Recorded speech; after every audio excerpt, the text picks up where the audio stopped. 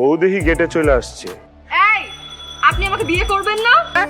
Gate ধরছে ভালো কথা, 1 লক্ষ টাকা চাইছে ভালো কথা, মুখের উপরে 1 মিনিটের মধ্যে 1 লক্ষ টাকা দিছি, দেই নাই? তারপর কেন জামাইকে ঝাল পানি খাওয়ানো হইলো কেন? এমন তো ডাক্তার আমি বিষ খাওয়াইছি, আজব তো আর বিয়ে করবেন না জানগা। আমরা কি ধরে রাখছি নাকি? হ্যাঁ, আর কি হইছে মরিচের পানি খাওয়াইছি? বিয়ের মধ্যে তো শালা শালা রেখে দুষ্টামি করতেই পারে। এই, তো সমস্যাটা কি?